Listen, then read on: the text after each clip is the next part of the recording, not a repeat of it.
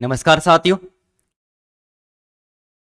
शिक्षण विधियों के अंतर्गत व्याकरण शिक्षण के अंतर्गत दोस्तों लास्ट जो क्लास थी उसमें हमने आगमन और निगमन विधि का अध्ययन कर लिया था। आज एक और नई विधि का अध्ययन करने वाले और दोस्तों आज हम पढ़ने वाले सूत्र विधि या कंठस्थीकरण विधि जिसको कहते हैं।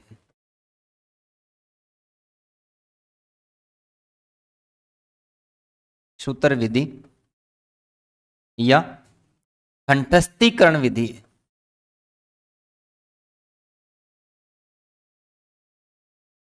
सूत्र विधि या दोस्तों कंठस्थीकरण विधि। ठीक है, इस विधि के सर्वप्रथम प्रयोगकर्ता की चर्चा करते हैं दोस्तों।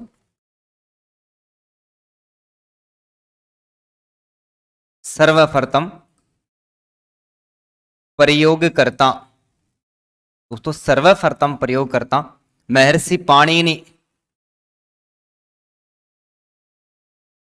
महर्षि पाणिनि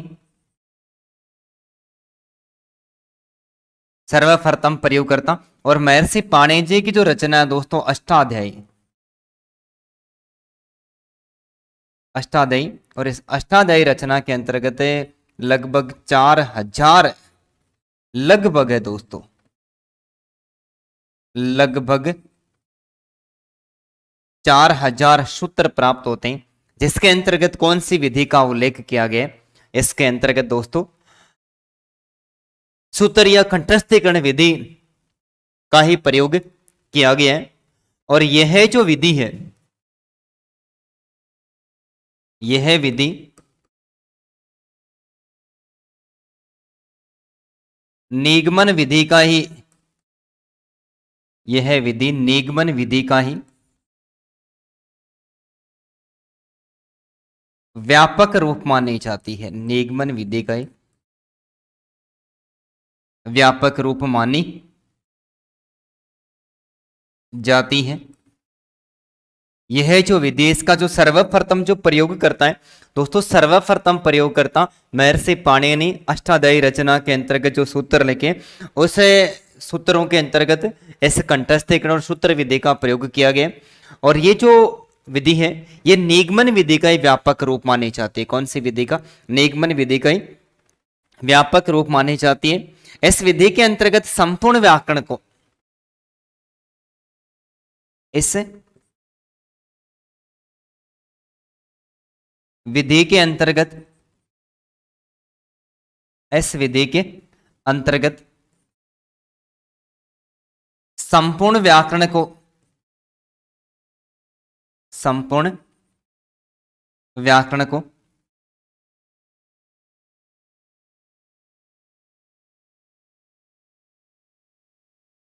छोटे छोटे नियमों में, संपूर्ण व्याकरण को छोटे छोटे नियमों में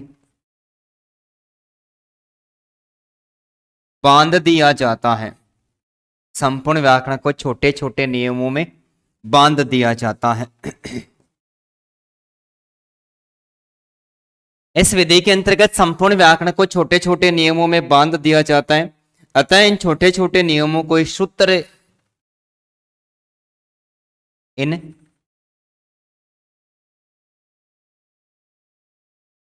छोटे छोटे नियमों को, इन छोटे छोटे नियमों को ही सूत्र के नाम से पुकारा जाता है। छोटे छोटे नियमों को सूत्र के नाम से पुकारा जाता है। संपूर्ण व्याकरणों को दोस्तों एक छोटे छोटे नियमों में बांध दिया जाता है और उन छोटे छोटे सभी नियमों को किस नाम से पुकारा जाता है? सूत्र के नाम से पुकारा जाता है। तथा इस विधि को फिर सूत्र विधि के नाम से जाना जाता है। ठीक है, ये सूत्र छात्रों को कंठस्थ करवा दिए जाते हैं। ये सभी सूत्र, ये सभी सूत्र ये सभी सूत्र रटवाकर, ये सभी सूत्र रटवाकर छात्रों को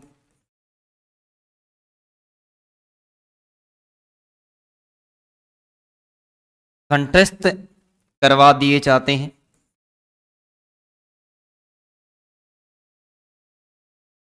कंठस्थ करवा दिए हैं जिसके कारण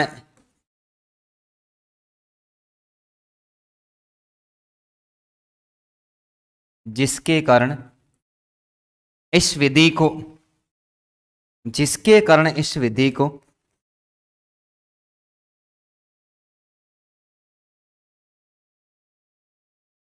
कंठस्थीकरण विधि, जिसके कारण इस विधि को कंठस्थीकरण विधि के नाम से, कंठस्थीकरण विधि के नाम से पुकारा जाता है। तो संपूर्ण व्याकरण को छोटे छोटे नियमों में दोस्तों बांध दिया जाता है, उन्हें सूत्र कहते हैं और इसीलिए इस विधि को सूत्र विधि कहते हैं। तथा जो सूत्र बनाए जाते हैं उन सूत्रों को, व्याकरण के जो सूत्र होते हैं उन सूत्रों को बालकों को रटवा कर ज्ञान करवा दिया जाता है, इसलिए इस विधि को कंठस्थीकरण विधि के नाम से पुकारा जाता है। किसके नाम से? कंठस्थीकरण विधि के नाम से। यह विधि व्याकरण शिक्षण की में अधिक काम में ली जाती है। यह विधि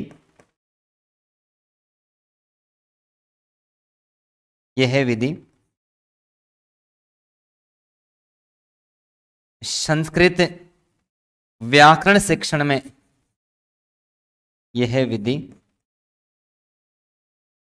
संस्कृत व्याकरण शिक्षण में अधिक काम में ली जाती है।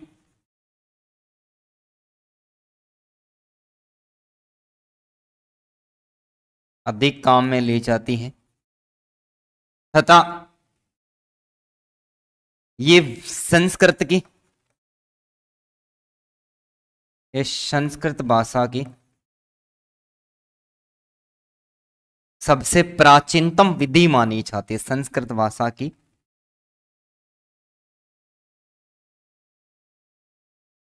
सबसे प्राचीनतम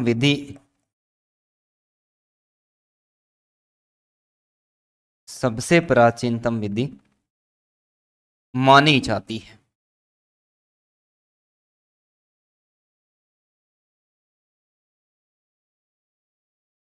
ठीक है दोस्तों, ये व्याकरण शिक्षण की सबसे प्राचीनतम, संस्कृत शिक्षण की, संस्कृत भाषा शिक्षण की ये सबसे प्राचीनतम विधि मानी जाती है। और इस विधि का जो सर्वाधिक प्रयोग है वो कौन से? संस्कृत व्याकरण शिक्षण के अंतर्गत किया जाता है। तो इसको उतारिए, आगे भी इसके बारे में चर्चा करते हैं।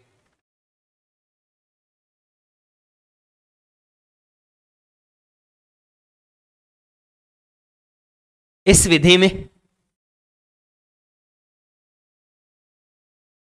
में छात्र सूत्रों को रटकर ही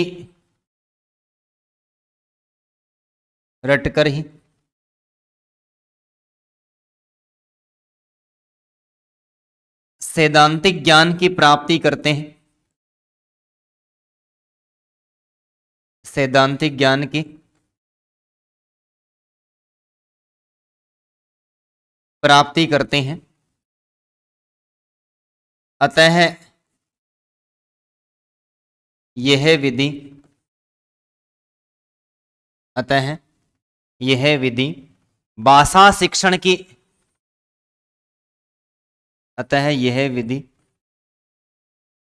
भाषा शिक्षण की अमनोवैज्ञानिक विधि मानी जाती है।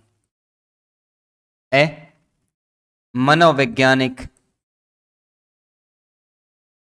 दोस्तों यहां पर ये भी आप समझ लीजिए कि निगमन विधि का व्यापक रूप है। तो निगमन विधि को जब हमने पढ़ा था तो निगमन विधि भी अमनोवैज्ञानिक विधि मानी जाती है, उसी का व्यापक रूप है। और इसमें भी ज्ञान को रटकर सिखाया जाता है, जबकि रटकर सिखा हुआ ज्ञान है वो कभी भी स्थायी नहीं होता। जैसे कि एक तोता रटंत कहानी, तोता रटंत कहानी के अंतर्गत एक मालिक के पास में 100-200 तोते होते हैं और उनको सुबह दाना पाने के लिए जंगल में रिलीज कर देता है और शाम को वो लौट कर वापिस आ जाते हैं। लेकिन उस जंगल के अंतर्गत एक शिकारी आता है और शिकारी तोतों का शिकार करके पकड़ के ले जाकर बाजार के अंतर्गत अच्छी कीमत में बेच देता है।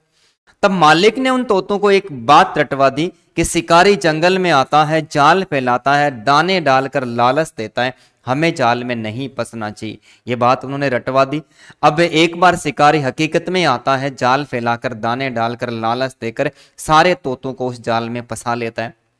फंसे हुए में से एक तोता अन्य तोतों को कह रहा होता है कि शिकारी जंगल में आता है, जाल फैलाता है, दाने डालकर लालच देता है, हमें जाल में नहीं फंसना चाहिए। ये बात तोते जाल में फंसे फंसे कह रहे हैं।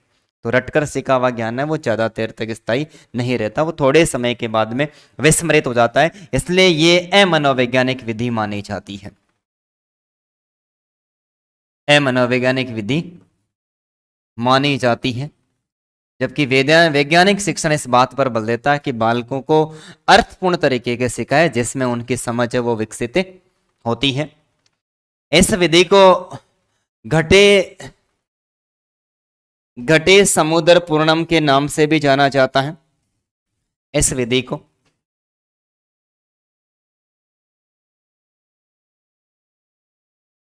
इस विधि को घटे समुद्र पूर्णम,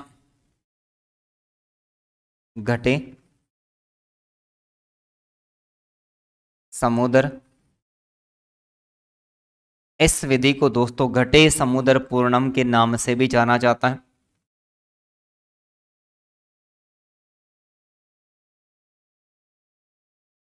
घटे समुद्र पूर्णम के नाम से भी जाना जाता है।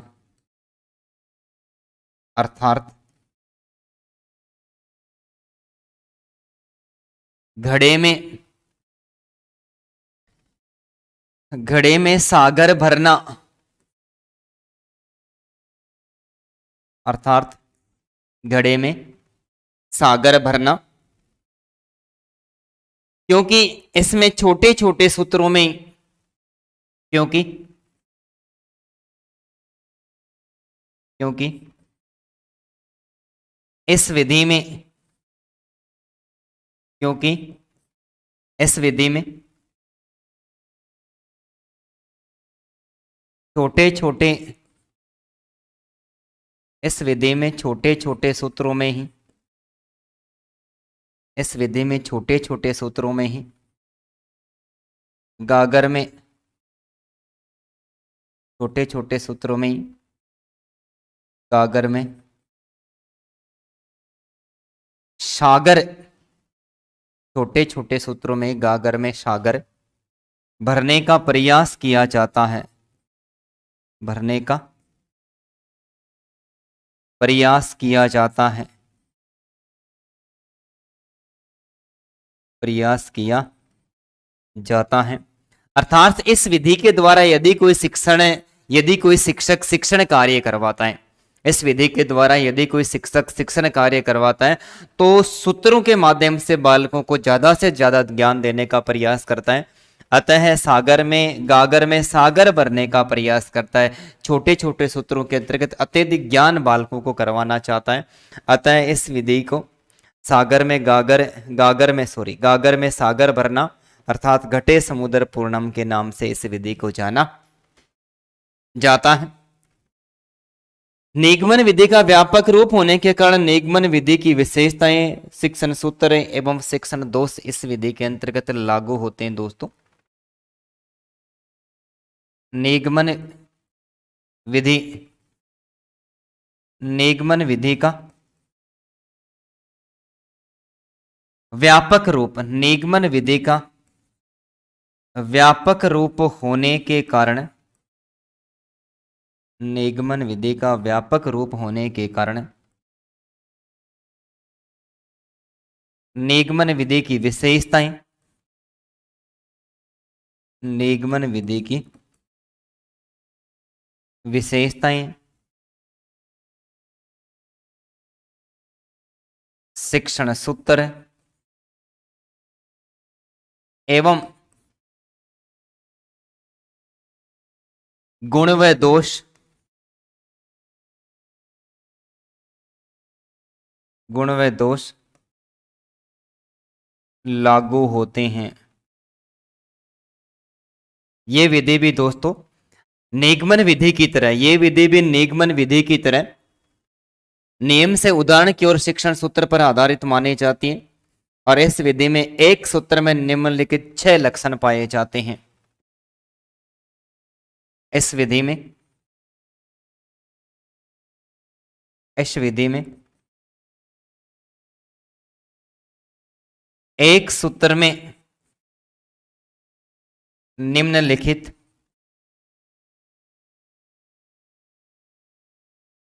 निम्नलिखित 6 लक्षण पाए जाते हैं।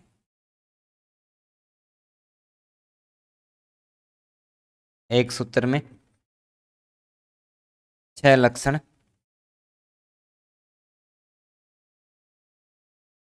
पाए जाते हैं।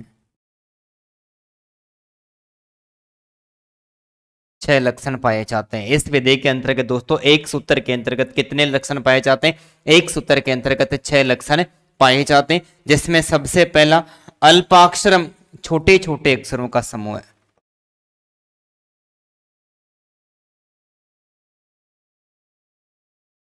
अल्पाक्षरम, छोटे छोटे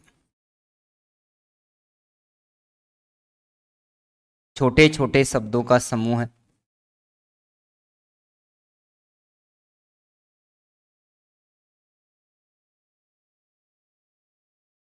अल्पाक्षरम यानी छोटे छोटे अक्षरों का, या फिर सॉरी अक्षरों का। अल्पाक्षरम आया है ना, छोटे छोटे। सूत्र बनाने के लिए छोटे छोटे अक्षरों को यहां पर काम में लिया जाता है। असंदिग्धम,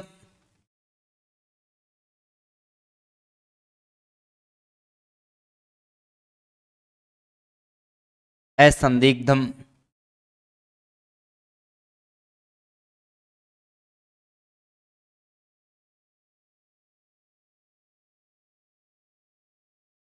असंदिग्धम यानी संदेह से रहित।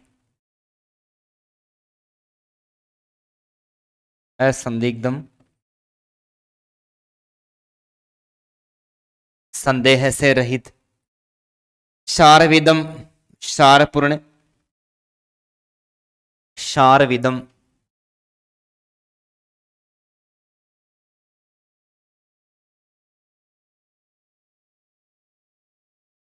शारविदम, सारपूर्ण। विश्वतोमुखम,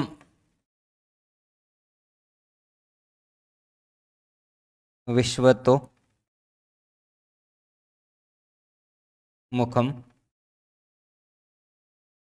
सदा सदा से चला आने वाला।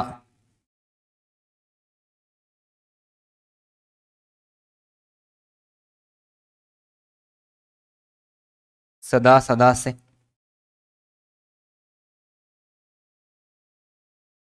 चला आने वाला। सदा सदा से चला आने वाला। सदा सदा से चला आने वाला। इसके अलावा पांचवा अस्तोभम, बाधा से रहित।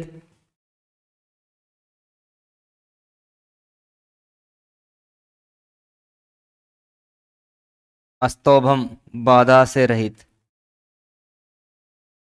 अस्तोभम, बाधा से रहित।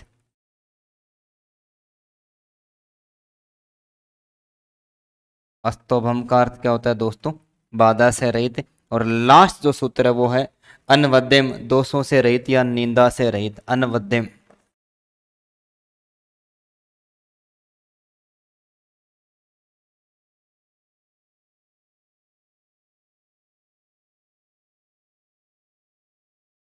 अनवद्यम, दोषों से रहित या बाधा से रहित। दोषों से रहित या बाधा से रहित। तो सूत्र विधि के अंतर्गत एक सूत्र में दोस्तों 6 लक्षण पाए जाते हैं। इस विधि में छात्रों को सूत्र रटवाकर सैद्धांतिक ज्ञान की प्राप्ति करते हैं। अब रटकर ज्ञान की प्राप्ति करते हैं तो ये शिक्षण की मनोवैज्ञानिक विधि मानी जाती है। इस विधि को घटे समुद्र पूर्णम के नाम से भी पुकारा जाता है। अर्थात इस विधि के अंतर्गत छोटे छोटे सूत्रों के माध्यम से बालकों को ज्यादा से ज्यादा ज्ञान करवाया जाता है। अतः इस विधि को सागर में गागर भरने के समान दोस्तों माना जाता है। इससे यह विधि निगमन विधि का व्यापक रूप मानी जाती है। तो निगमन विधि की विशेषताएं, उसके शिक्षण सूत्र, इसके अलावा उनके गुण और दोष भी इसमें लागू होते हैं। और इस विधि में एक सूत्र के अंतर्गत 6 लक्षण पाए जाते हैं, जिसमें सबसे पहला है अल्प अक्षरम, छोटे छोटे अक्षरों का समूह है। असंदिग्धम, संदेह से रहित। सारविदम, सारपूर्ण। विश्वतोमुखम, सदा सदा से चला आने वाला। और अस्तोभम, बाधा से रहित, अन्वय दोषों से रहित या बाधा से रहित। तो ये एक सूत्र के अंतर्गत कितने लक्षण पाए जाते हैं दोस्तों? एक सूत्र के अंतर्गत 6 लक्षण पाए जाते हैं। उतारिए, इसके बाद में भी आगे चर्चा करते हैं।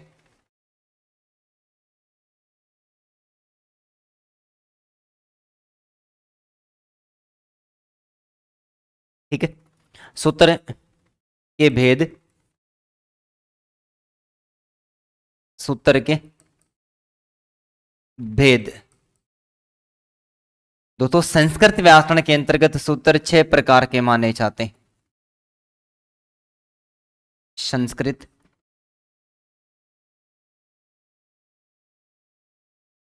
व्याकरण के अंतर्गत,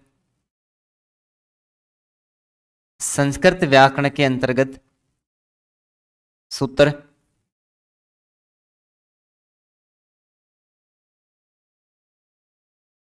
6 प्रकार के माने जाते हैं।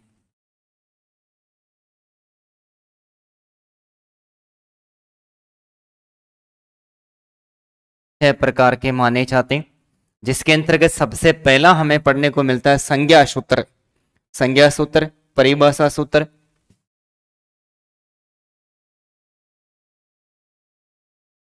संज्ञा सूत्र, परिभाषा सूत्र,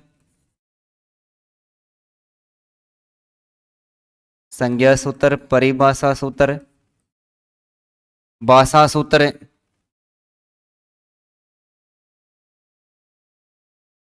भाषा सूत्र, इसके अलावा नियम सूत्र, भाषा सूत्र,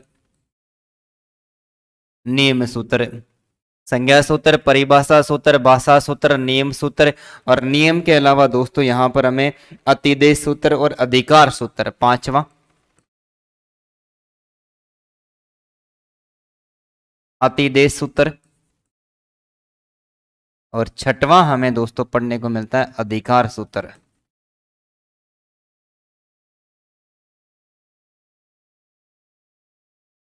अधिकार सूत्र।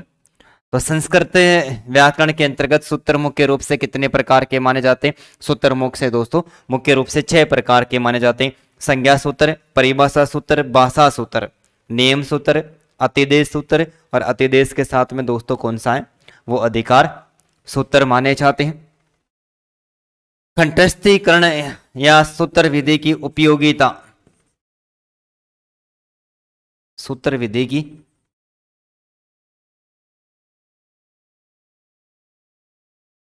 उपयोगिता, इसकी उपयोगिता दोस्तों क्या है?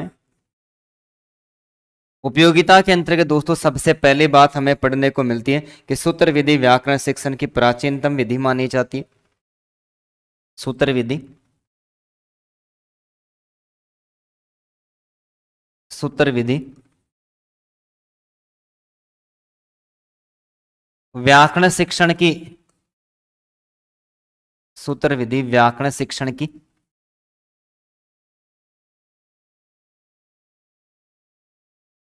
प्राचीनतम विधि मानी जाती है। प्राचीनतम विधि मानी जाती है।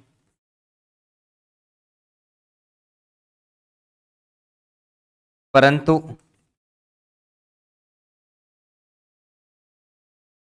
वर्तमान समय में भी, वर्तमान समय में भी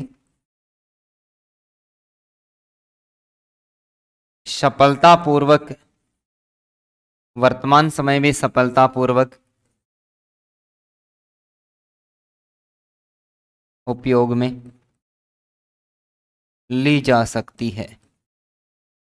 वर्तमान समय में भी सफलतापूर्वक इस विधि का उपयोग किया जा सकता है। व्याकरण शिक्षण की प्राचीन विधि मानी जाती है, लेकिन वर्तमान के अंतर्गत भी व्याकरण के नियमों का ज्ञान करवाया जाता है। तो व्याकरण को छोटे छोटे नियमों में बांधकर बालकों को आसानी के साथ में शिक्षण कार्य करवाया जा सकता है। वैज्ञानिक भी यही स्वीकार करते हैं कि विषय पर पूर्ण अधिकार स्मृति से ही होता है। वैज्ञानिक भी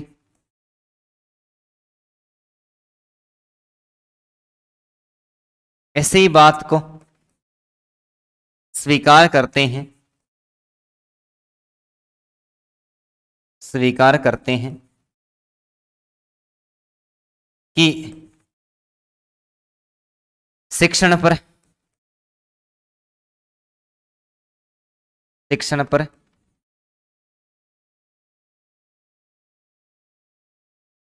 पूर्ण अधिकार स्मृति, स्मृति यानी रटकर, पूर्ण अधिकार स्मृति के द्वारा ही होता है।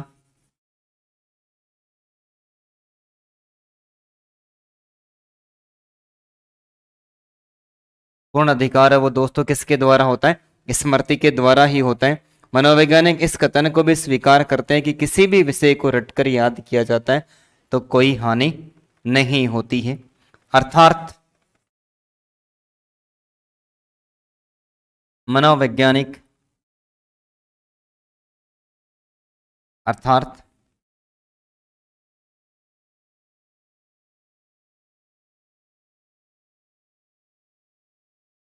मनोवैज्ञानिक इस बात को स्वीकार करते हैं, इस बात को स्वीकार करते हैं कि किसी भी विषय को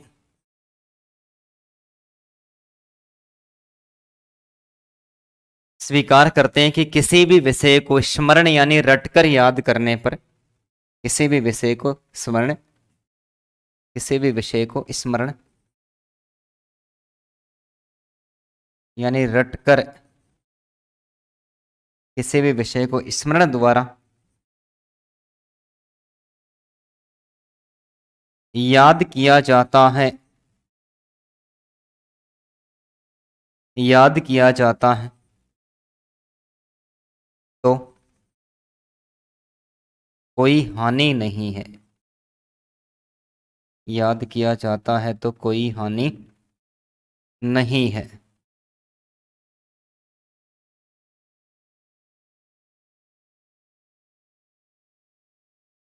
इस विधि के समर्थक जो शिक्षक है वो दोस्तों रटकर शिक्षण कार्य करवाने पर ज्यादा, रटकर सीखने पर ज्यादा समर्थन करते हैं। इसलिए कहते हैं कि रटकर सीखे हुए, रटकर सीखा जाता है तो भी कोई हानि नहीं है, क्योंकि विषय पर अधिकार स्मरण से प्राप्त होता है। इस विधि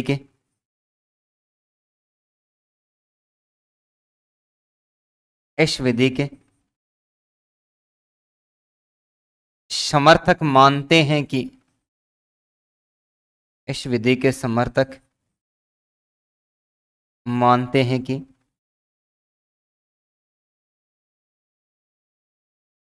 विषय पर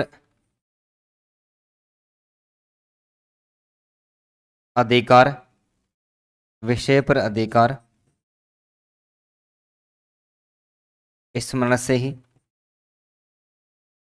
विषय पर अधिकार है वो दोस्तों किसके द्वारा? स्मरण से ही प्राप्त होता है। तो इस विधि के अंतर्गत दोस्तों व्याकरण शिक्षण के अंतर्गत सूत्र 6 प्रकार के माने जाते हैं। उपयोगिता के अंतर्गत ये व्याकरण शिक्षण की प्राचीन विधि मानी जाती है, लेकिन रटवाकर या सूत्रों के माध्यम से बालकों को ज्ञान करवाया जाता है, तो ये वर्तमान समय में उपयोगी साबित हो सकती है। इस विधि के मानने वाले जितने भी वैज्ञानिक और समर्थक हैं, वो कहते हैं कि यदि शिक्षण पर पूर्ण अधिकार करना है तो आपको उसको रटना ही पड़ेगा, क्योंकि रटकर किसी विषय वस्तु का ज्ञान प्राप्त करते हैं तो कोई हानि नहीं होती है, और स्वीकार करते हैं कि विषय पर यदि आपको पूर्ण अधिकार प्राप्त करना है तो आपको विषय वस्तु को क्या करना पड़ेगा, रटना पड़ेगा। सोच समझने के बजाय आप रट कर, तो ये जो विधि है वो रटने पर सर्वाधिक बल देती है दोस्तों, इसीलिए ये विधि अमनोवैज्ञानिक विधि मानी जाती है। और यहाँ पर हमें एक परिभाषा पढ़ने को मिलती है, प्रोफेसर आप्टे, और प्रोफेसर आप्टे कहते हैं, प्रोफेसर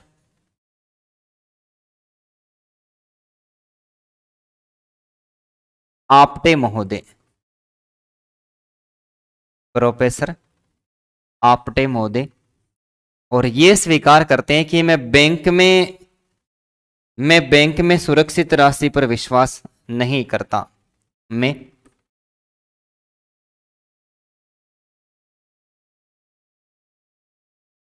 मैं बैंक में सुरक्षित राशि, मैं बैंक में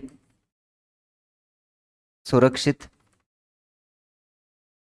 राशि पर विश्वास, बैंक में सुरक्षित राशि पर विश्वास नहीं करता, अपितु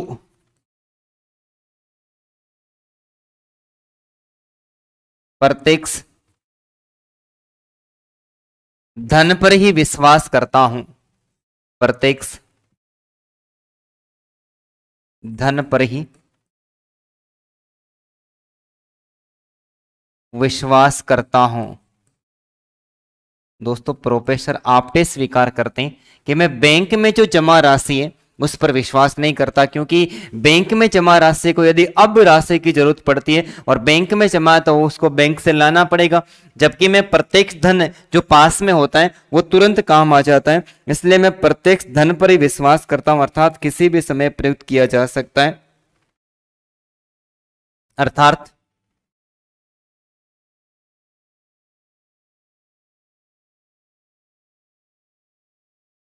किसी भी समय प्रस्तुत किया जा सकता है, प्रस्तुत किसी भी समय प्रस्तुत किया जा सकता है, किसी भी समय प्रस्तुत किया जा सकता है। इस प्रकार कंठस्थ की गई विषय वस्तु ही प्रत्यक्ष कार्य करती है। इस प्रकार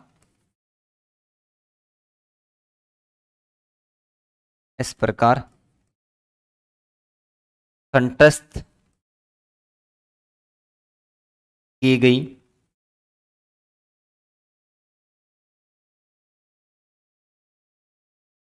विषय वस्तु ही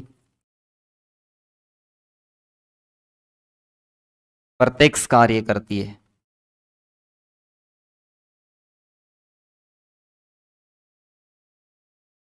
कहने का तात्पर्य ये, प्रोफेसर जो आपटे हैं दोस्तों, प्रोफेसर आपटे भी इस विधि में रटकर जो शिक्षण कार्य करवाया जाता है, प्रोफेसर आपटे इस विधि में रटकर शिक्षण कार्य करवाया जाता है दोस्तों, ये भी रटकर शिक्षण कार्य करने को ही महत्व देते हैं। और वर्तमान समय के अंतर्गत कक्षा कक्ष के अंतर्गत जो चर्चा परिचर्चा या वाद विवाद होता है उसके अंतर्गत दोस्तों ये सूत्र विधि है वो विशेष उपयोगी मानी। तो सभी भाषाओं में सभी भाषाओं में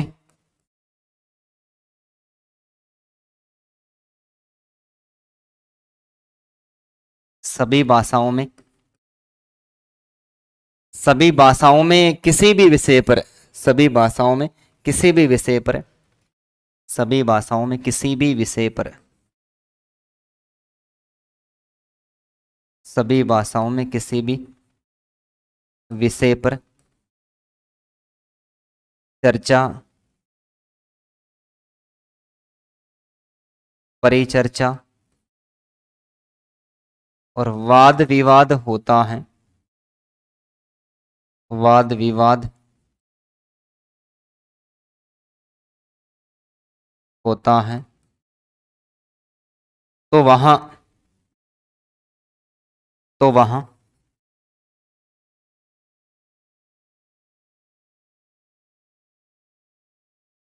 कंठस्थीकरण विधि तो वहां कंठस्थीकरण विधि ही उपयोगी मानी जाती है।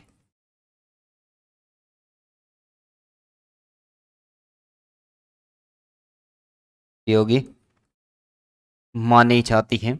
दो दोस्तों, कंठस्थीकरण विधि के अंतर्गत व्याकरण को छोटे छोटे नियमों में बांध दिया जाता है और बालकों को रटवाकर ज्ञान करवा दिया जाता है और रटवाकर कंठस्थीकरण करवा दिया जाता है। इसलिए इस विधि को किस नाम से पुकारा जाता है दोस्तों? इस विधि को सूत्र विधि और कंठस्थीकरण विधि के नाम से भी पुकारा जाता है और इस विधि को अन्य घटे समुद्र पूर्णम के नाम से भी पुकारा जाता है। यानी छोटे छोटे सूत्रों के अंतर्गत गागर में सागर भरने का प्रयास किया जाता है, अर्थात बालकों को अधिक से अधिक मात्रा में सिखाया जाता है। दोस्तों, इसके अलावा हमें दो विधियां और पढ़ने को मिलती हैं, एक संश्लेषण विधि और एक विश्लेषण विधि। दोनों को देखो समानता के आधार पर पढ़ते हैं। विश्लेषण विधि और विश्लेषण के साथ में संश्लेषण विधि। विश्लेषण विधि और संश्लेषण विधि, इसके इन विधियों के अंतर्गत बहुत ज्यादा हमें गहराई में पढ़ने को नहीं मिलता। ये दोनों विधियां भी दोस्तों, एक विधि आगमन विधि से संबंधित है तो दूसरे निगमन विधि से संबंधित है। इसे विश्लेषण विधि के अंतर्गत हम दोस्तों चर्चा करते हैं तो सबसे पहले इस विधि के अंतर्गत बालकों को वाक्य का ज्ञान करवाया जाता है, वाक्य के बाद में शब्द का ज्ञान करवाया जाता है और शब्द का ज्ञान करवाकर दोस्तों सबसे अंत में वर्ण का ज्ञान करवाया जाता है। वर्ण का ज्ञान करवाया जाता है। सबसे पहले वाक्य, उसके बाद में शब्द, उसके बाद में दोस्तों वर्ण सिखाया जाता है। इसका मतलब ये शिक्षण की कठिन विधि है और कठिन विधि है तो दोस्तों यह विधि है, ये विधि अज्ञात से ज्ञात की ओर शिक्षण सूत्र पर आधारित मानी जाती है। अज्ञात से ज्ञात की ओर, अज्ञात से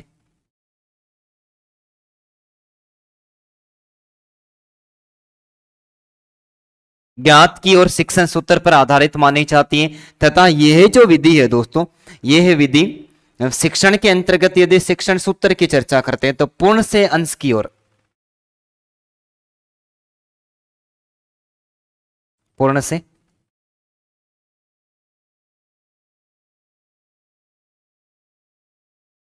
अंश की ओर, पूर्ण से अंश की ओर शिक्षण सूत्र और अज्ञात से ज्ञात की ओर शिक्षण सूत्र पर, यानी वाक्यों का ज्ञान है बालकों को सबसे पहले करवाया जाता है। वाक्यों का ज्ञान सीखने के बाद में शब्दों का ज्ञान और शब्दों को सीखने के बाद में वर्णों का ज्ञान करवाया जाता है। तो यहाँ पर ये विधि दोस्तों छोटे बच्चों के लिए विशेष उपयोगी नहीं है। यह जो विधि है, ये विधि गणित,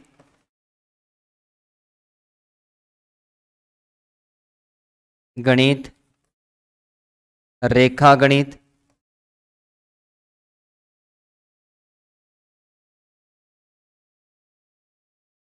बीज गणित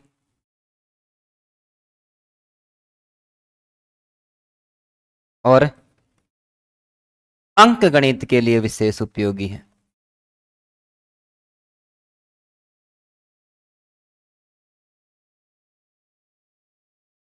अंक गणित के लिए दोस्तों विशेष उपयोगी है। जो संश्लेषण विधि है दोस्तों, इसके विपरीत विधि मानी जाती है। संश्लेषण विधि के अंतर्गत बालकों को सबसे पहले वर्ण का ज्ञान करवाया जाता है, वर्ण का ज्ञान सीखने के बाद में शब्द का ज्ञान करवाया जाता है और शब्द का ज्ञान है जब सीख लेते हैं उसके बाद में वाक्य का ज्ञान करवाया जाता है। वाक्य का ज्ञान करवाया जाता है तो दोस्तों ये विधि ज्ञात से अज्ञात की ओर शिक्षण सूत्र पर आधारित है। ज्ञात से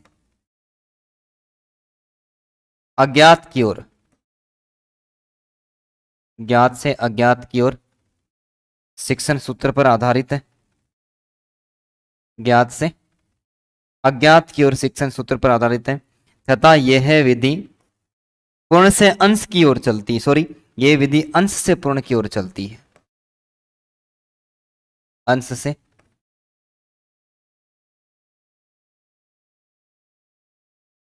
पूर्ण की ओर चलती है। दोस्तों इस विधि के अंतर्गत पहले ज्ञात रहस्य को खोजा जाता है, यानी बालकों को सबसे पहले वो बात बताई जाती है जिसके बारे में जानते हैं, और उसके बाद में अज्ञात बातें इसके अंतर्गत पढ़ाई जाती हैं। तो इस विषय वस्तु के अंतर्गत, इस शिक्षण विधि के अंतर्गत सबसे पहले अंगों का ज्ञान देकर फिर पूर्ण विषय वस्तु का ज्ञान करवाया जाता है। तो ये दो छोटी छोटी विधियां हैं जिसके अंतर्गत ये गणित की जो शिक्षण विधियां उसके अंतर्गत इन दोनों विधियों का प्रयोग किया जाता है। दोनों एक दूसरे के विपरीत है। विश्लेषण विधि में सबसे पहले वाक्य, शब्द और फिर वर्ण का ज्ञान करवाया जाता है, जबकि संश्लेषण में पहले वर्ण, उसके बाद में शब्द और अंत में वाक्य का ज्ञान करवाया जाता है। ये ज्ञात से अज्ञात की ओर और पूर्ण से अंश की ओर शिक्षण सूत्र पर आधारित मानी जाती है, जबकि संश्लेषण विधि ज्ञात से अज्ञात की ओर और अंश से पूर्ण की ओर शिक्षण सूत्र पर आधारित मानी जाती है। इस विश्लेषण विधि के अंतर्गत अज्ञात तथ्यों को खोजते खोजते ज्ञात का ज्ञान करवाया जाता है, और इस विधि में ज्ञात तथ्यों का ज्ञान करवाने के बाद में बालकों से अज्ञात तथ्यों के बारे में पूछा जाता है। तो इस आधार पर दोस्तों हमने 3 और नई शिक्षण विधियों का अध्ययन कर लिया, जिसमें सूत्र विधि, विश्लेषण विधि और संश्लेषण विधि। बाकी पढ़ते नेक्स्ट क्लास में। तब तक के लिए धन्यवाद।